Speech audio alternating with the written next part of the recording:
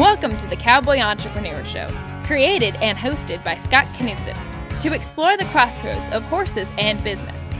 Now here's your host, Scott Knudsen.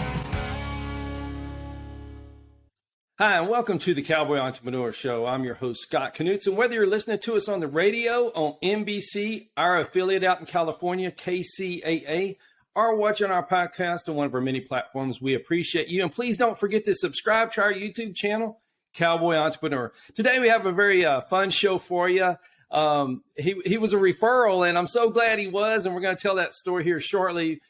He is a founder and president of TK Pro Rodeo, and his name is Tyler Kijac. Tyler, thank you so much for being on the show. You bet. Thanks for having me, Scott.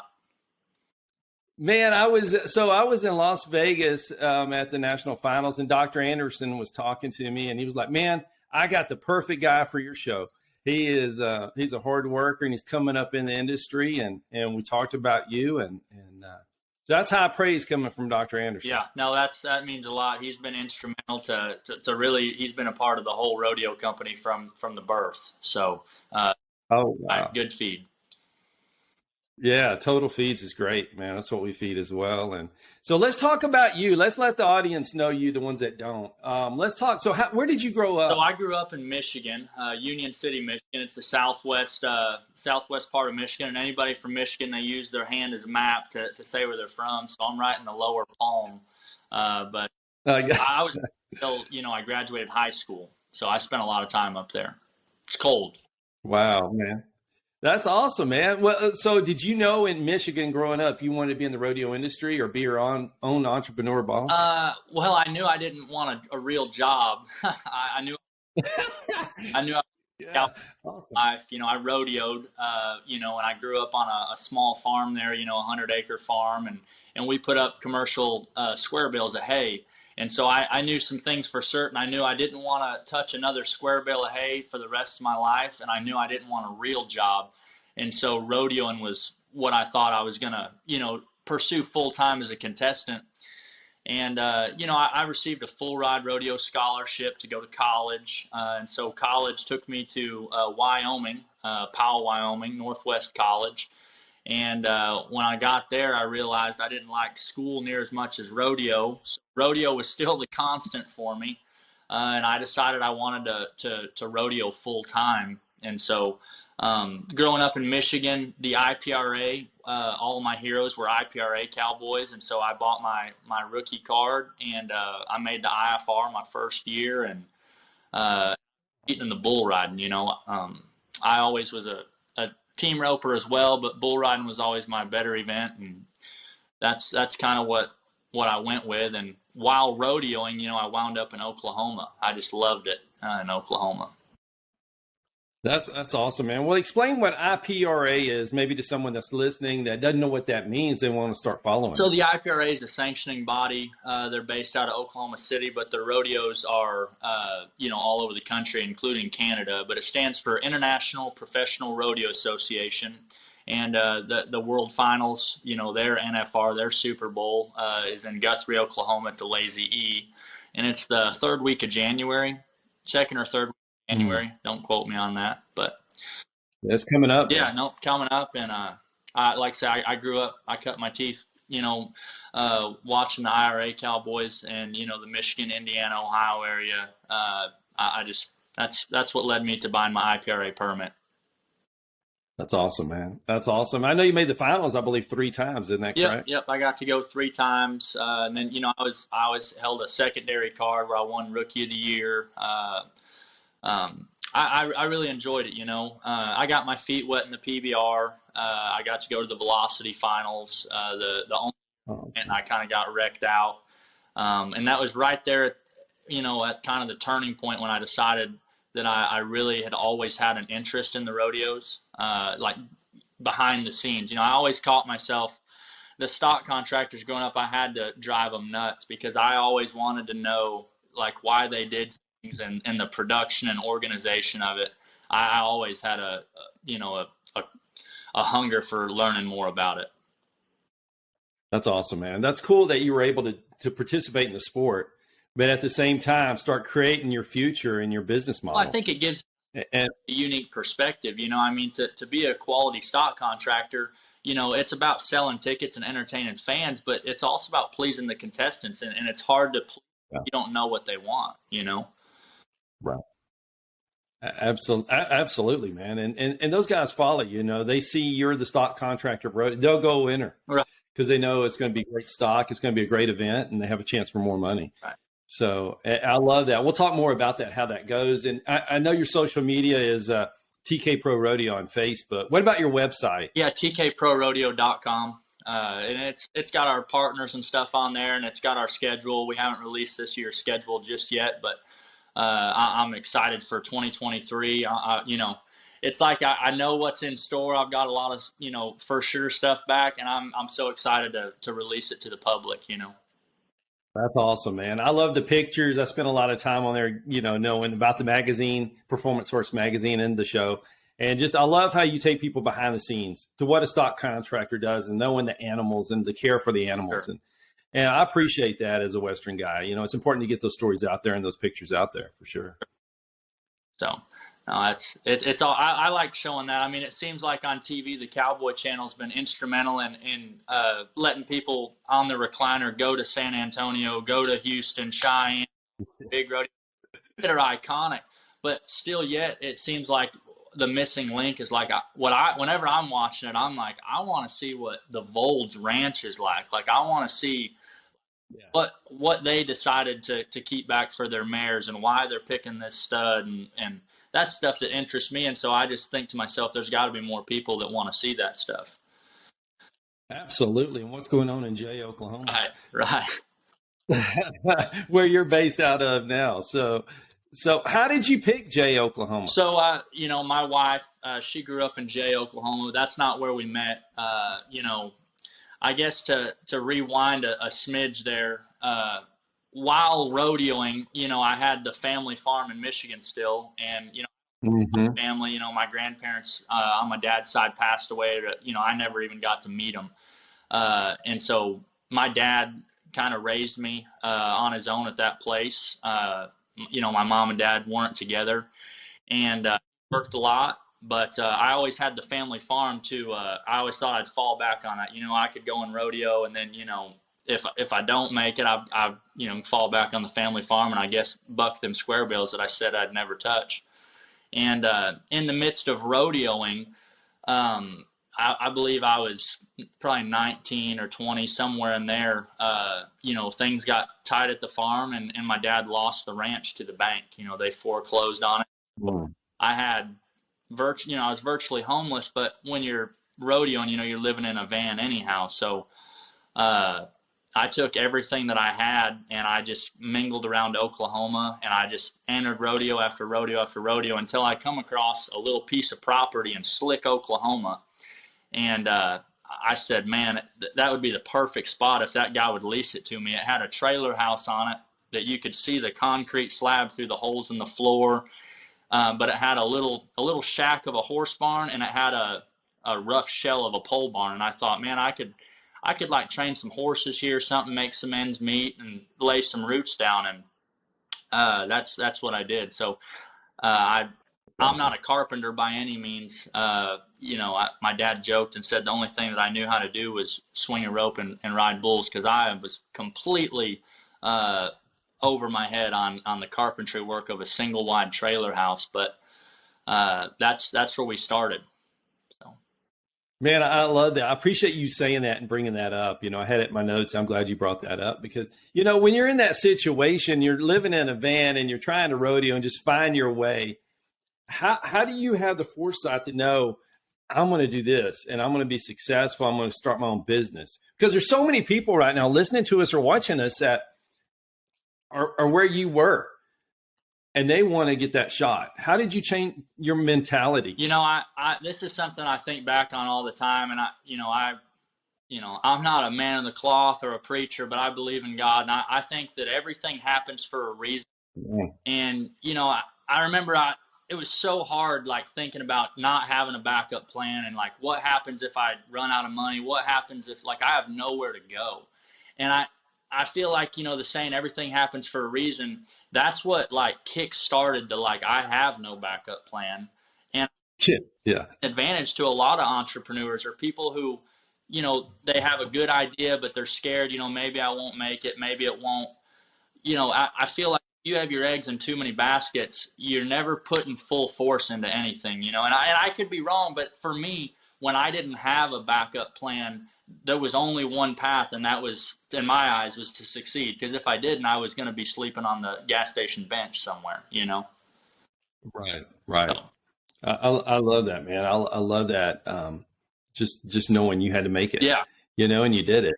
And that's so cool, man. It's just grit. It's a lot easier to encounter that as a young man rather than a full-size adult or, a mature adult that has a lot of bills and overhead. I mean, I didn't have, I had a cell phone bill and enough gas in I owned my gear bag.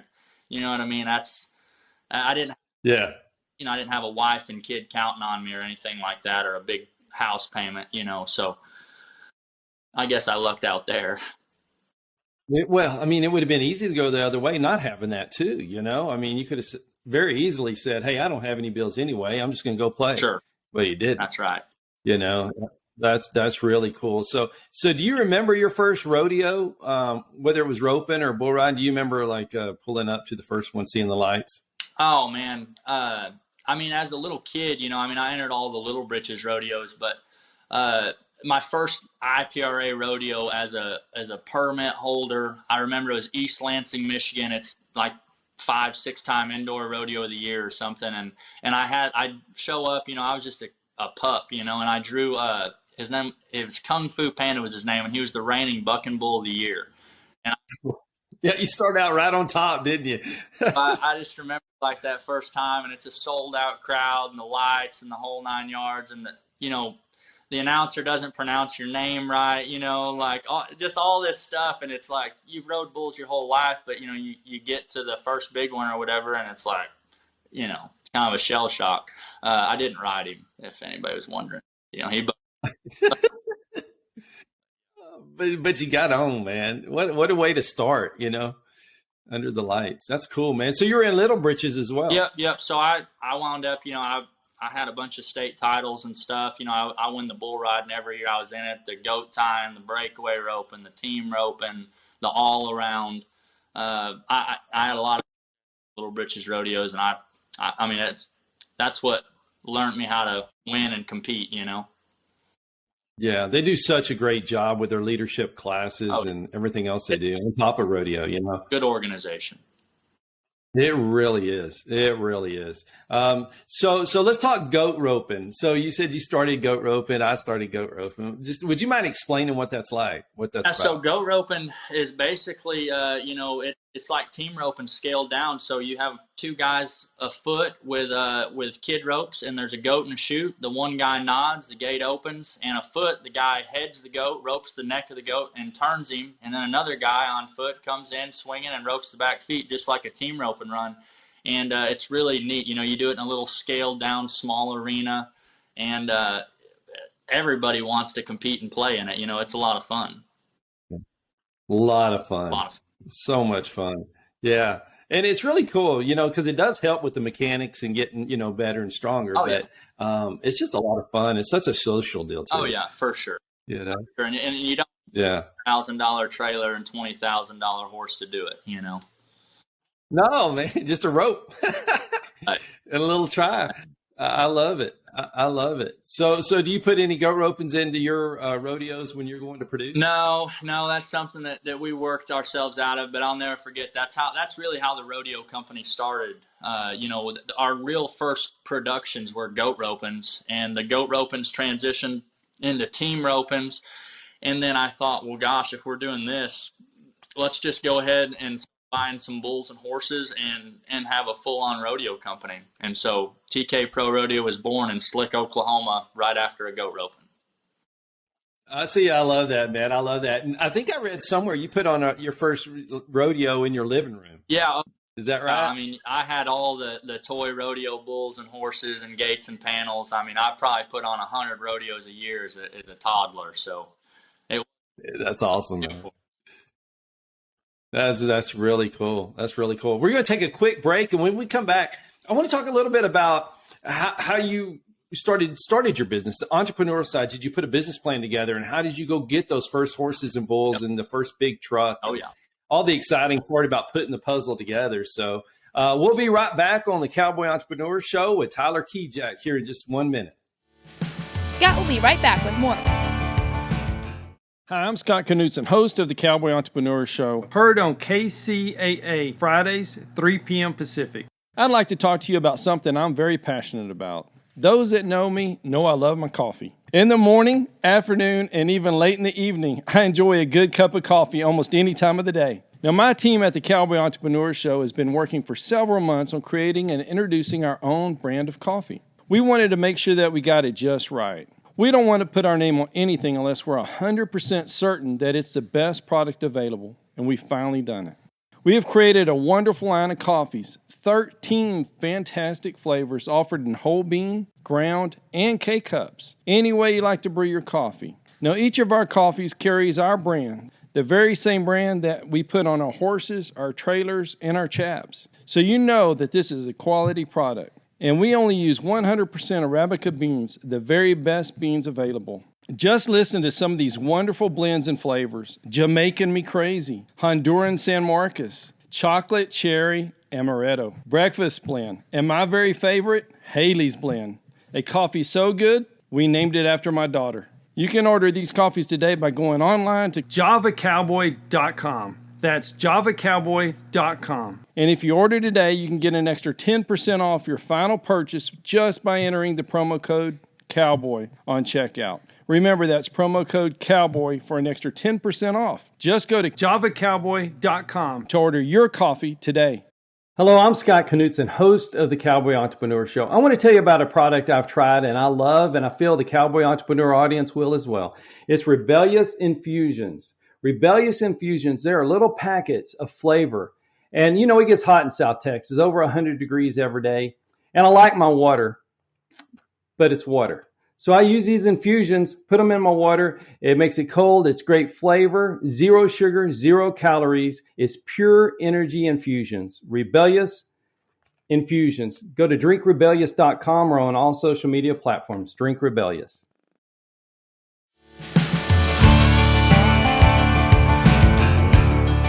Welcome back to the Cowboy Entrepreneur Show. I'm your host, Scott Knutson, with Tyler Kijac. He is the founder and president of TK Pro Rodeo. And we were talking goat roping, but I love this story. And Tyler, if you'll please share this with the audience on why you put on team rope or goat ropings. Why the importance of it? Yeah, so a lot of people ask, how'd you start the rope company?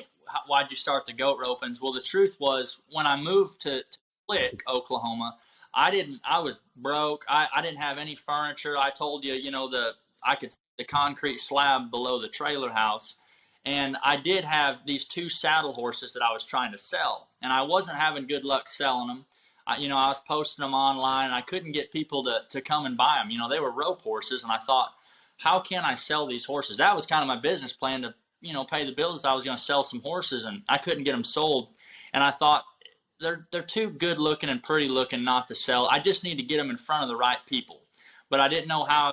And I was driving down the road and I looked out the passenger side window and there was a whole flock of goats, just a whole herd of these goats. And I thought, man, what if I had a goat roping, and while all these ropers, I'm bringing the people I'm trying to sell these horses to my place. And I'm going to subtly have these horses tied up in the background, slicked off, looking good. By the end of the night, surely I'll sell 1 horse. Or if nothing else, I'll get some leads. And so I spent all the money that I had framing up. The goat roping arena was atrocious, that first one we had. Cattle, plywood, and I built this goat roping arena. I'm like, well, now I need the goats. So I stopped at that place. I knocked on the door. An old lady answered the door, and I said, hey, I'd really like to see about leasing some goats. I didn't have the money to buy them. I was going to try to lease them, and I was hoping to pay the lease after the roping because I sure didn't have it up front. And well, I don't own them. The man that does, his name's Pecos McNeil, and Pecos McNeil was instrumental in my success still to this day, but I didn't know it at the time. She said, here's the man's number. Call him and see if you can lease him. So I call the guy. knowing no idea who this guy is, I think he just owns some goats. He turns out to be one of the biggest cattle starter in the country, huge broodmare program. He's a big time cowboy, back over there. And I said, hey, I'm wanting to lease some goats for a goat roping to sell some horses. And he says, he repeats it back. He said, what are you talking about? I said, I need goats to rope. And I'm going to try to sell some horses. And he says, okay. He asked a couple questions about it. And I said, I don't have the money to pay you up front, but I'll give you my word I'll pay you afterwards. He says, I tell you what, you go over there, anything that you can gather, you can take to the roping and rope, and you call me the next day and we'll go over it. So I did. I spent the last money I had getting fuel to get the goats and putting the flyers around town and stuff for this goat roping, not knowing if a single soul was going to show up that night. And by gosh, when the goat roping was supposed to start, we had hundreds of teams. I sold both horses that we had for sale, and I thought, I think we're on to something here, I quit selling the horses and just kept putting the goat ropings on because they made more money than the two horses put together that I sold. And so, of course, the next day that Pecos McNeil calls me, right 7 a.m. Well, how'd the goat roping go? I said, great. He said, did you sell them horses? I said, I sure did. He says, I'll be damned. He couldn't believe it. And so we hit it off as friends, and I started day working and starting cattle for him and riding some horses for him. And he had a big network of people that he introduced me to early on. How great is that? I love that story, man. I love the grit there. And I love how he took a shot with you, and being someone like that, I'm sure he couldn't wait to be 7 o'clock in the morning to call you to see how you did. Cause everybody's been in that spot, and I'm sure he was rooting for you all night. Oh yeah. I still to this day, I don't think he thought it was going to work, but I just as shocked as him, really. But oh man, how cool! So, what did you think when you saw so many people showing up to rope at it? Did you think, oh my goodness, you went from one thing with not anyone showing up to now everybody's showing up? It's a different set of problems. Yeah, and I thought to myself, after the 30th car's pulling in, the 40th car, the 50th car, well, gosh, I didn't think I don't know where to park everybody, and they just kept showing up, and I thought, man, I think this goat roping deal, and money is transferring hands up there at the entry booth. I thought, I think we're on to something here. Yeah, that's awesome, man. That's awesome. So as you started to grow TK Pro Rodeo, and you started to get the bigger trucks and you're getting, how did you start your business plan to put that in motion to advance, from the goat that ropings? First year that we really started putting on ropings, we had a full year of goat roping behind us. And I thought, and I was still competing. I was in the top 15 in the world now up here in the bull riding. And I was like, man, it would really be nice to have some secondary income and have some rodeos. And so the very first year I had it was a 1999 Ford truck and a 28x6 pipe trailer that we rattle canned brown. And I didn't own any cattle. I leased my roping steers and was having some jackpots. And so I bought a handful of bulls with that Pecos McNeil. He went in partners on that first group of bulls with me, and we subleased all the other stock out. We had guys bring calves that day, and I subbed all the trucking out. I didn't have any means or way to get the cattle or anything there. And nobody would hire us. No committee was paying us to come do the rodeo. We were leasing.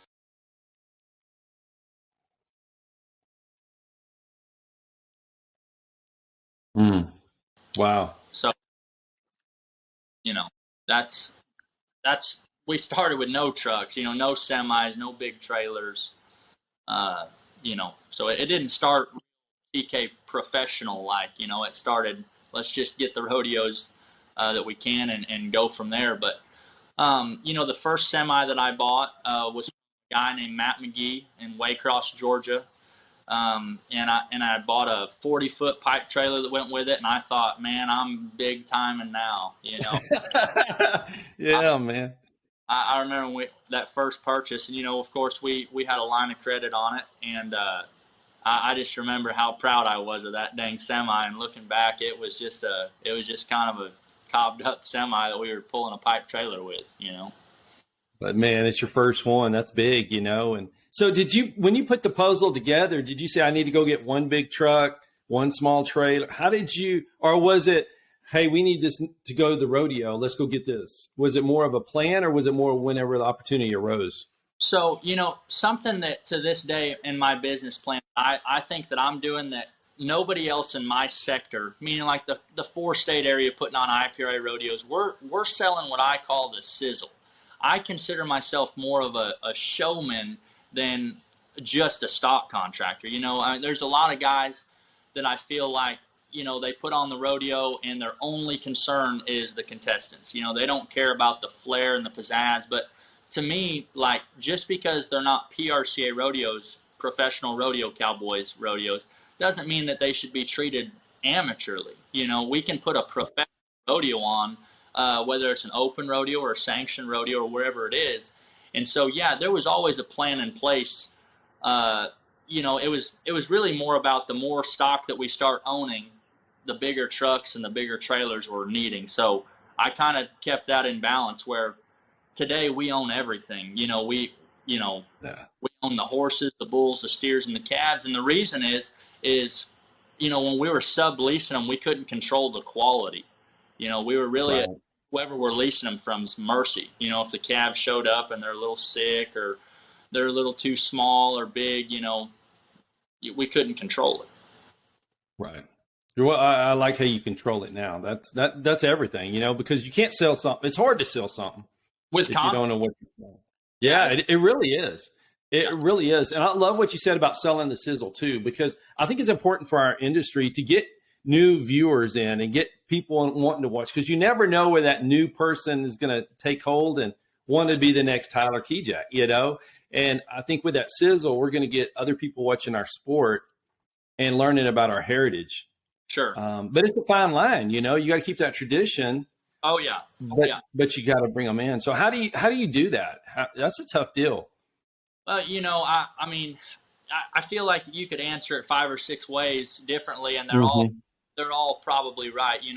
The idea of rodeo today, in my opinion, is keeping Western heritage alive. Not to sound cheesy or cliche, but that's the idea of it. We're trying to bring new followers and lovers of the sport in, and it's a lot easier to cram it into a 2-hour performance than to individually give someone a ranch tour of the TK Ranch. Right. And you can see a lot more good stuff at a 2-hour performance than you could just driving around our place. Absolutely. I love that. So when you bought your first bull, and do you remember watching your first bull go out and represent your name as your own first one? They say riding for the brand, and the brand is everything. Well, when you really put your TK brand on something that you purchased with your hard-earned money, you're proud of it. It's like anybody. When you make that new purchase, you think yours is the greatest thing that ever happened to you. Yeah, absolutely. Just 5 years ago or 6 years ago, we thought really the best stock contractors around doing the best job. And then 2 years later, I look back at, what we did, and I thought, gosh, we could have been better at XYZ. And, as I sit here today, I think, man, we've really come a long way. We're doing really good. I'm going to look at this 2 years from now and say, man, I thought we were doing good. But that's the progression of any business, I think. Yeah, it's a great progression, is to always try and be better and then recognize where you can be, for sure. And so do you remember, so what was your first rodeo, like with your stock, your name was on it? Do you remember that? Was that, I know it was a highlight part of your business, but what was that like? I wouldn't term highlight real firm. It was just a part of. Yeah. We'll look back. It's a neat milestone, but gosh, that first one we did, it was in Sapulpa, Oklahoma. It was the week before the IFR, so it's like the first week of January. I think it was spitting snow and sleet and ice. The barn's not insulated. Tons of contestants. A lot of people came out to support us, so we were there forever in the cold, and it wasn't a crowd. There wasn't, nobody showed up to really watch. but we got through that first performance, and I learned more in that, 2-hour performance than I did the entire time I was at college. I learned a lot from that first unsuccessful event, I would say. Oh man, that's awesome, man. Things like that just make you tougher in your business mind, but also in your personal side. You learn that grit, and you still did it, even if it was sleeting and snowing, and Right. it helps with that building process. Oh yeah, without it. So how do you scale your business? Like, we have different business owners on the show, and how are you scaling it, getting bigger while still keeping that same consistent quality? So that, there's a couple options in place that we have. I really feel like the 5-state area we have, it's really easy to control. But, with any business, they say when you get comfortable, that means you're not growing, Right. The next big step is probably to take our events to the Coliseums in the winter months. In the summer months, there's committees and fairs and festivals that they hire us to come in and do these events. And then in the winter, like, for instance, like the whole month of December, we're really fixing up the ranch and doing ranch projects and processing calves. And, it's kind of the downtime for us where, if we had a couple Coliseums that we were, hauling dirt into on top of a hockey arena or a basketball court and bringing the rodeo to the big city, that's really the next scalable move, in my opinion. Very cool. Very cool. I love that, man. I love that. And it's going to keep you busy too. That's a totally different deal. Like you say, hauling in dirt, and it's a different deal. Think of, and, we have a couple, I call them building deals. They're not Coliseum deals, but, we're doing them in towns that have a permanent rodeo arena outside, and we're going into like gymnasiums or ag buildings. And people are like, why would you do that when there's an arena outside? And I think that we sell as many or more tickets doing rodeos in buildings that don't have rodeos. And I think a lot of people want to see just how did you even do that? Yeah.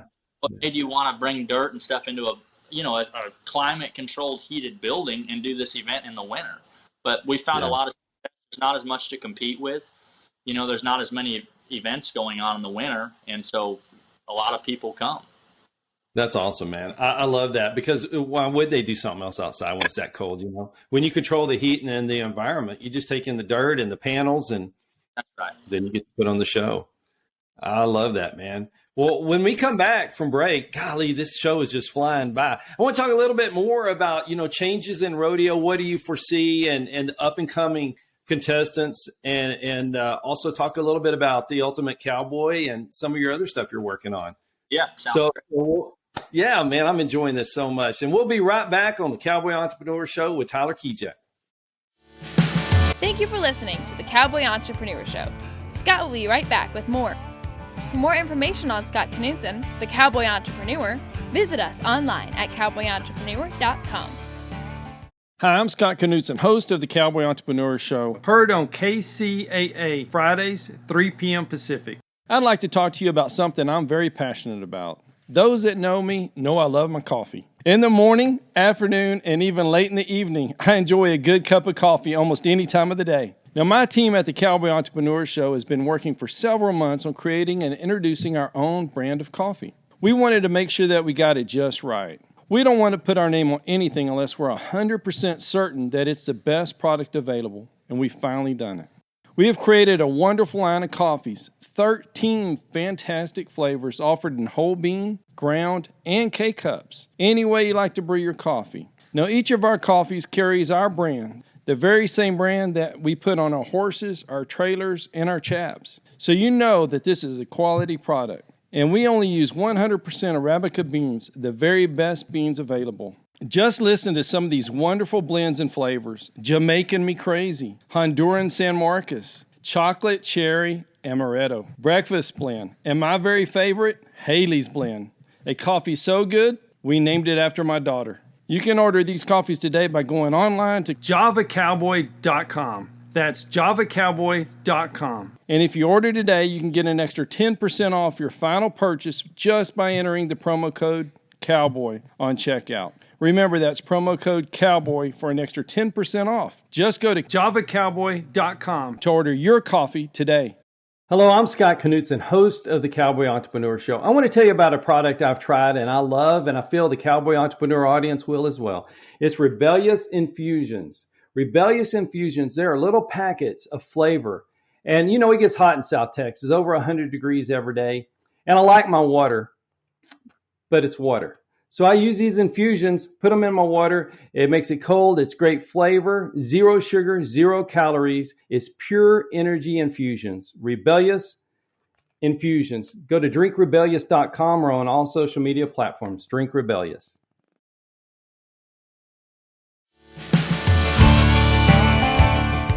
Hello and welcome back to the Cowboy Entrepreneur Show. I'm your host, Scott Knutson, with Tyler Kijac, founder and president of TK Pro Rodeo. Please look them up on their website, TK Pro Rodeo, and on their social media. Man, there's some great behind the scenes pictures and videos, and see what they're up to. It's a great social media, Facebook pages to follow. And Tyler, thanks for what you're doing for the industry. And now let's talk a little bit about rodeo. Where do you foresee rodeo going? You know, I think there's only one way, for it to go. I think it's going to continue to grow, and as the cities start closing in on the country, the cities are getting bigger and bigger. But I think that's just going to feed the rodeo's need, really. I think bigger.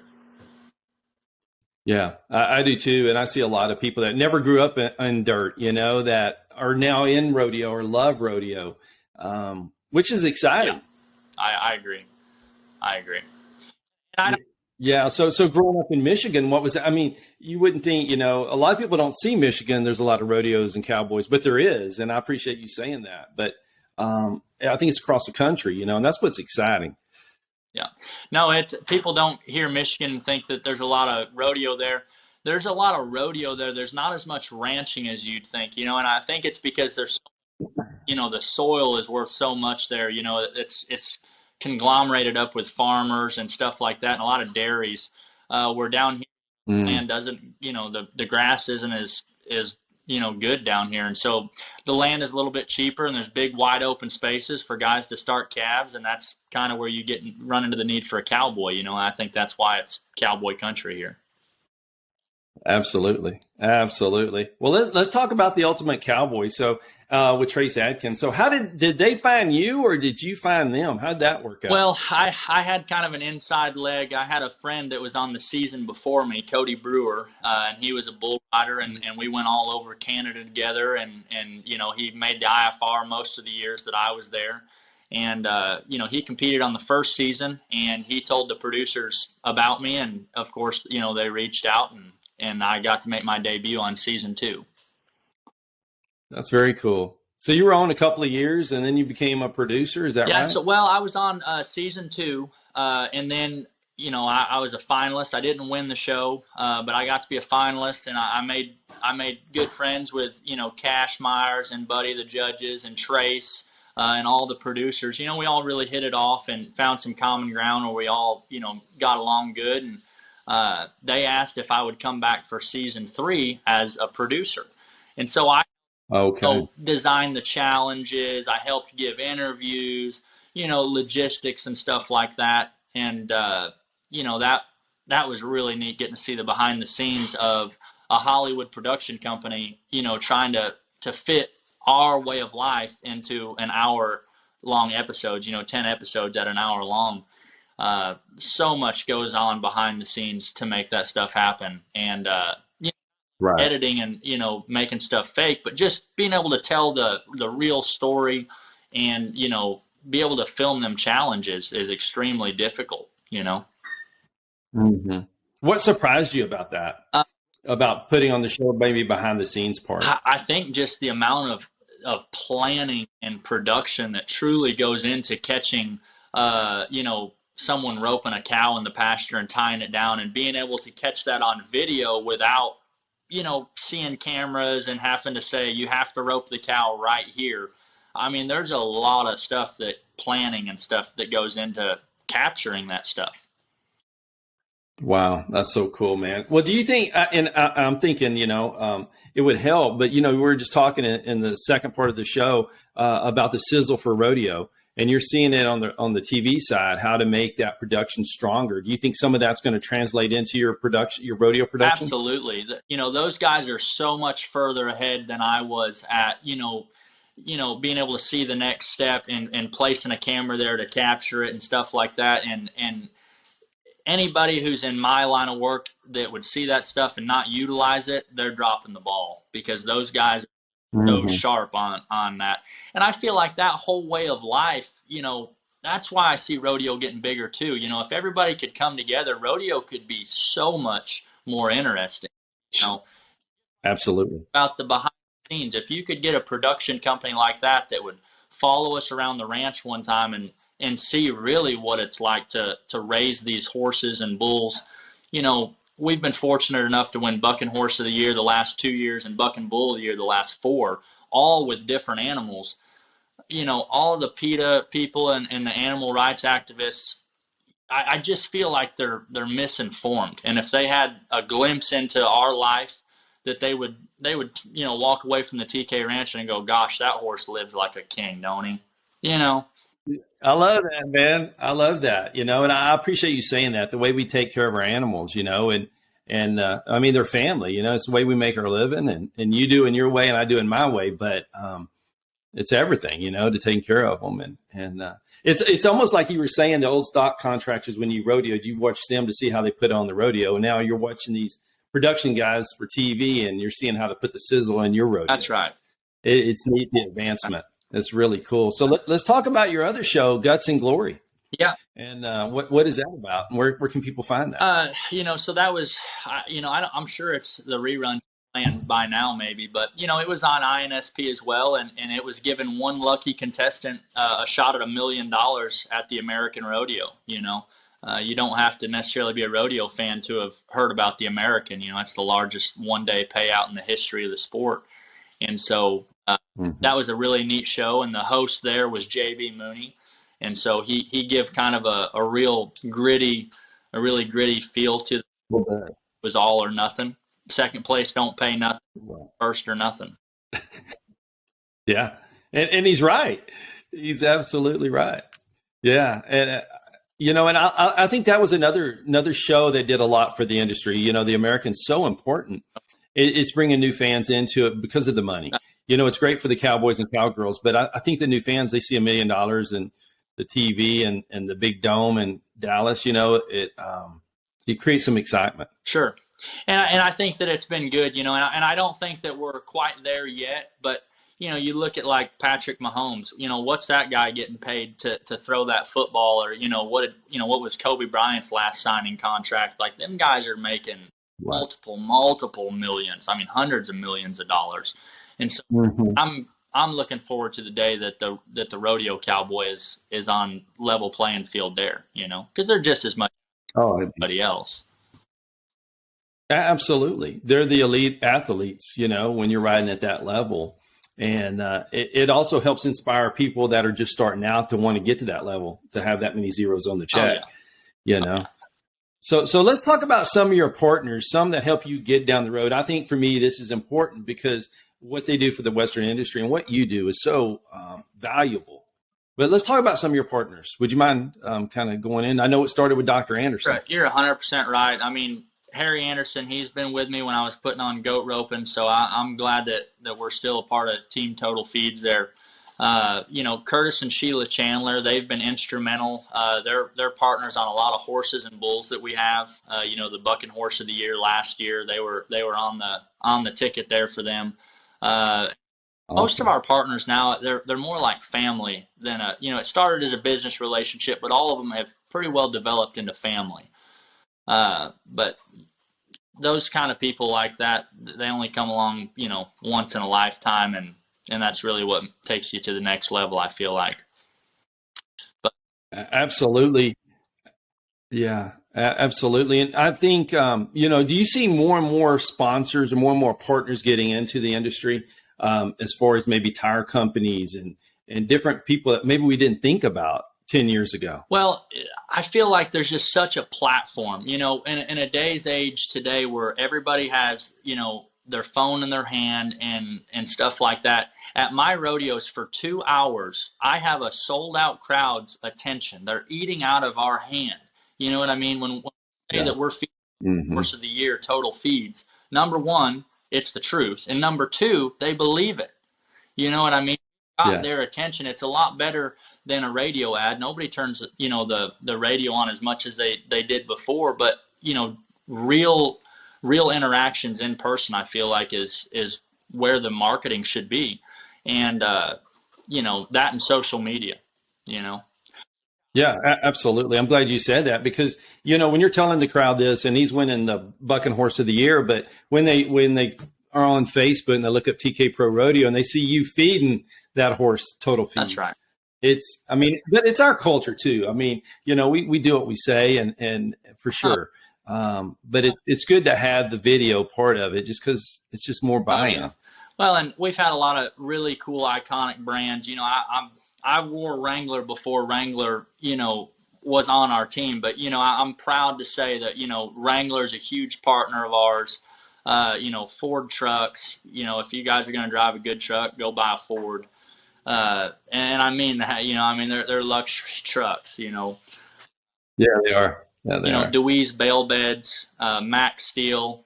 If you guys are looking for some equipment, Max Steel can get you fixed up, whether it's a bale feeder or a rope and shoot. They can do it. There's such a need for it, in the industry. And so I would love for some more partners to want to get involved, not necessarily just with me, but with anybody in the industry. Well, it helps our industry. It helps those rodeo guys, the contestants as far as with payouts, but the rodeo itself just funnels down to so many other people in the, jobs. Yeah. So it really is pulling a heavy weight for sure. All that matters for sure. So what do you see? Let's talk contestants. We've talked a little bit about being kind of scattered across the country and all. What do you see in your rodeos? Are you seeing more agricultural kids still? Or are you seeing more of the maybe grew up in the city? Maybe never ridden before. Yeah, I'm seeing a lot more. It's sad. I feel like, and I'm not old enough to be able to say, the last generation and these kids today aren't as tough as the generations before. But I'm seeing a lot of teenage to early 20-year-old guys that they want to be in the sport, but they don't know how, and it can be so intimidating. Where like basketball, it'd be pretty simple to go and figure out how to get on a team around you, or play high school basketball. But right. Or to just try to pop into and say, I don't know anything about it. I don't know what gear I need. I don't know where to go. I know it's really dangerous or can be dangerous. I want to be a part of it. I mean, it's an intimidating, overwhelming sport to want to be a part of. And I feel like there needs to be an easier avenue to these schools and these clinics to get kids and parents involved, And I think the younger you start, the better advantage you have, but there's no better time than now. Yeah, I agree 100%. I think the on-ramp into not only rodeo, but to the Western industry is tough. It's for so long, it was generational and you just kind of grew up in it and it was part of it, which is awesome. But we need other people too. We need to keep growing, just like your business, just like my business is part of it. And we got to have the on-ramp where it's easy. There's a path, whether it's internship or whatever it is to get there. Because basketball, you can get picked up and go do something. That's right. But go ride bulls for a living. It's a different Yeah, trail. they sell a basketball at every Walmart in the country. They don't sell a rope or a bull rope, at any of them. Yeah, we got to change that. I'm going to talk to whoever's in charge of Walmart. Yeah, go see Walton. Yeah. Go tell him, hang some ropes up, man. Do something. Goodness gracious. So what's next for you? I know we got the holidays coming up and in January we're back on the road. So what do you do as the owner of a company, a rodeo stock contracting company? Right now is maintenance and equipment, taking care of the stock that has made the rodeo company successful. A lot of relationship stuff right now and logistics for next year, getting the personnel hired, the correct announcer, clown, bullfighters, pickup men, judges, arena crew for 30 plus rodeos next year. A lot of phone calls, and then enjoying the holidays with my family. I love that, man. And I know you kind of glossed over. You said over 30. When you figure there's only 52 weeks, man, that's really keeping you on the road and a busy schedule, man. But what a blessing. Fortunate. Absolutely. Well, Tyler, thank you so much for being on the Cowboy Entrepreneur Show. I appreciate your stories. I appreciate what you and the company's doing for the Western sports and man, continued success. Thank you. Thanks so much for having me. Absolutely. And thank you for watching and listening to the Cowboy Entrepreneur Show. Thank you to all the great sponsors of the Cowboy Entrepreneur Show. If you or your business is interested in being a sponsor of the Cowboy Entrepreneur Show, please call our office at 830-992-1786 or visit our website, cowboyentrepreneur.com.